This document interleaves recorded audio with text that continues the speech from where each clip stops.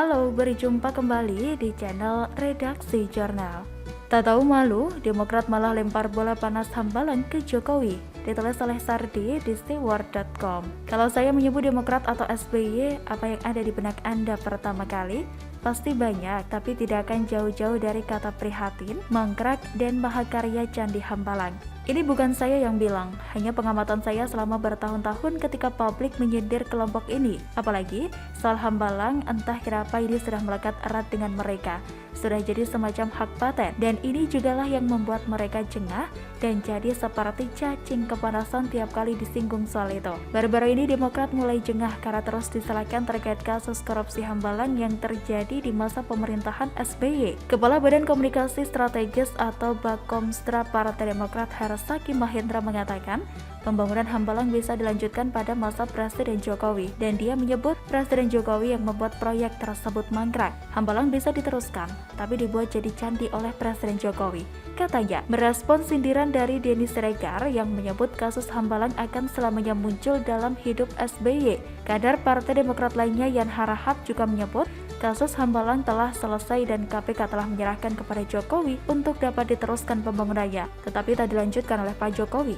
Sengaja dimangkrakan. Wallahu a'lam. Jadi dapat disimpulkan yang bikin mangkrak Hambalang adalah Pak Jokowi, kata Yan Harahap. Wakil Sekretaris Jenderal Partai Demokrat Renanda Bahtar yang menyebut sudah jadi kewajiban pemimpin setelah SBY untuk melanjutkan pembangunan Hambalang, karena di sisa era SBY tak bisa atau boleh dilanjutkan karena masih dalam proses hukum. Jika hingga akhir 2024 tak selesai, kita tahu siapa yang bikin ini mangkrak. Katanya, memang sih KPK sudah memberikan lampu hijau untuk melanjutkan pembangunan Hambalang. Pada awal tahun ini, Menpora Zainuddin Amali juga mengatakan ada rencana untuk melanjutkan pembangunan Hambalang menjadi tempat untuk sentra atlet senior dan atlet elit yang sudah siap bertanding. Tapi menurut saya tidak segampang itu, karena bangunan tersebut sudah lama mangkrak dan harus dilakukan audit fisik bangunan. Karena ada kabar yang mengatakan bangunan tersebut sebagian ambruk dan amblas, entah karena konstruksi yang tidak sesuai spek atau faktor alam. Intinya, bangunan ini memang sudah bermasalah sehingga dihentikan, terutama masalah hukum sehingga banyak yang terlibat di dalamnya. Maklum bro, proyek triliunan sih. Melibatkan siapa? Silahkan cek sendiri dari partai mana. Tapi Demokrat ini benar-benar tak tahu malu. Kadernya kompak dan seragam membela partainya dan SBY dari isu Hambalang dan tanpa malu melemparkan kesalahan ke Jokowi. Partai ini memang pantas nyungsep, karena memang kebanyakan kadernya terlalu munafik dan tak becus dalam menanggapi sesuatu. Ada yang sebagian tak beres. Wajar, partai ini makin lama makin nyungsep perolehan suaranya. Dari angka 20% hingga nyungsep menjadi 7% di tahun 2019. Mudah-mudahan kalau begitu terus cara Demokrat bertingkah kayak bocah, suaranya bisa mencapai rekor 3%-an di tahun 2024. Sehingga sang ketum bakal merengek dan tak bisa tidur nyenyak, membayangkan kursi presiden yang tak terjangkau. Masa kualitas Demokrat makin murahan begini? Jelas-jelas ini adalah upaya lempar masalah, yaitu sebab dan akar masalah ke orang lain. Hambalang dulu dihentikan karena masalah hukum. Kok bisa? Tanyalah pada Demokrat. Kalau tidak ada masalah itu, sudah pasti Hambalang tidak akan jadi bangunan angker.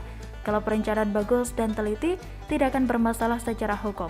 Jadi sumber salah itu jelas ada di era SBY. Lucu ya, ada yang baru-baru ini mengatakan lelahmu adalah lelahku, tapi salahmu bukan salahku. Prat, Jokowi tidak punya kewajiban melanjutkan itu, apalagi katanya butuh audit fisik yang artinya bangunan itu belum tentu layak untuk dilanjutkan. Saya pribadi saja pesimis Hambalang bisa dilanjutkan kalau kelihatan kondisi bangunannya, dan kalaupun dilanjutkan dan diselesaikan, Demokrat yang muka tebal itu pasti akan bangga mengatakan itu adalah mahakarya era SBY. Bangganya pasti menggelikan. Bayangkan, SBY muncul sedetik doang di film aja berisiknya setelah SBY memenangkan Oscar kategori aktor terbaik. Mau salahkan Jokowi ya silahkan, tapi itu tidak akan mengubah takdir dan juga pemikiran publik bahwa Hambalang itu sudah erat dengan era SBY. Bisa menyangkal, tapi keyakinan publik sudah terbentuk. Bagaimana menurut Anda?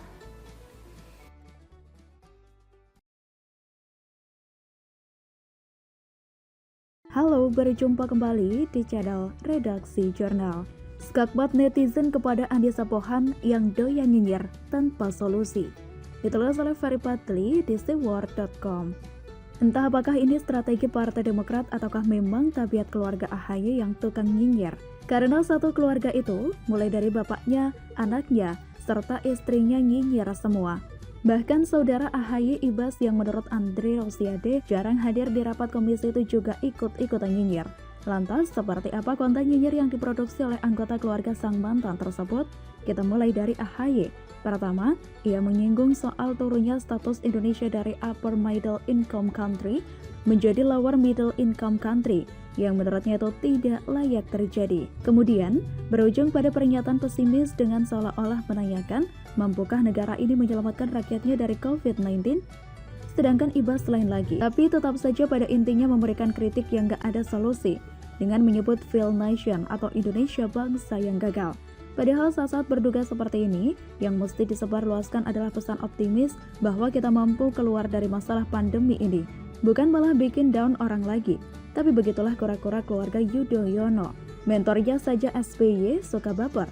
Tentu penyakit baper ini menular kepada anak-anaknya dan anggota keluarganya yang lain. Lantas bagaimana dengan Putri AHY Almira? Seperti apa nyinyirannya kepada pemerintah?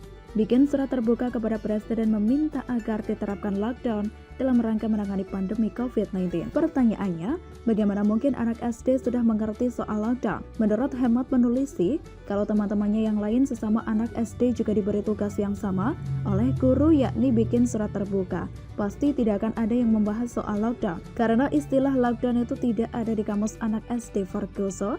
Palingan yang dibahas dalam surat mereka itu adalah soal pentingnya belajar, supaya pintar, serta pentingnya disiplin supaya dapat meraih cita-cita.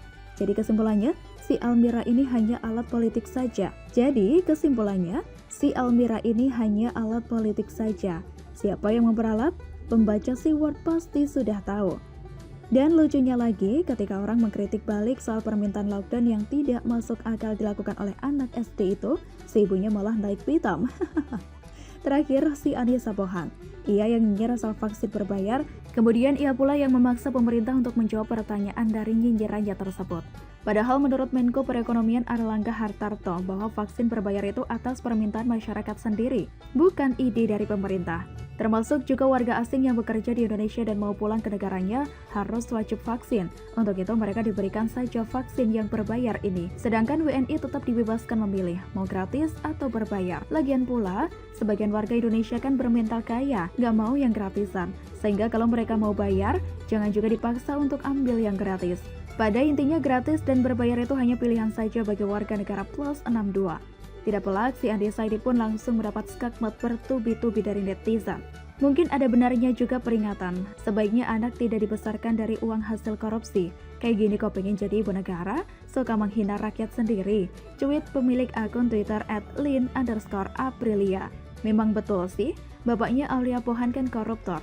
Sebelumnya pada tahun 1999 lalu, besan SBY itu diangkat menjadi Deputi Gubernur Bank Indonesia. Pada 2009 ia dihukum 4 tahun 6 bulan karena perkara korupsi. Dan pada tahun 2010 ia diperiksa oleh Pansus Bank Senturi. Jadi daripada sok-sokan jadi Social Justice Warrior atau SJW, mending Anissa menasihati saja dulu bapaknya supaya jangan korupsi lagi. Dan caranya pun cukup gampang, perlihatkan saja video iklan Partai Demokrat yang katakan tidak pada korupsi itu. Selanjutnya, ada juga pernyataan pedas dari netizen pemilik akun Twitter @jagubnyinyir2. Anissa Bahar yang peduli COVID, Anissa Pohan sibuk nyinyirin COVID-19. Kok jadi ada Anissa Bahar yang dibahas? Karena ia melakukan tindakan nyata, si penyanyi dangdut yang terkenal dengan goyang patah-patah itu melelang rumahnya seharga 4 miliar rupiah demi untuk membantu meringankan beban pasien COVID-19. Padahal suami Anissa itu mau jadi presiden loh, entah kenapa kelakuannya jadi kayak gitu. Karena jelas, ulah nyonya AHY tersebut secara tidak langsung telah menggali kuburan untuk karir politik suaminya dan Partai Demokrat sendiri. Nyinyirannya yang tanpa solusi itu telah membuat orang khususnya pendukung Jokowi benci atau antipati kepada AHY. Padahal suara pendukung Jokowi itu terbanyak se-Indonesia, yakni lebih dari 85 juta. Kenapa Anissa nggak berusaha menarik simpati mereka saja, daripada tampil seperti aktivis LSM tersebut? Namun, lagi-lagi ini pertanda kalau Partai Demokrat memang akan menjadi partai gurem pada waktunya.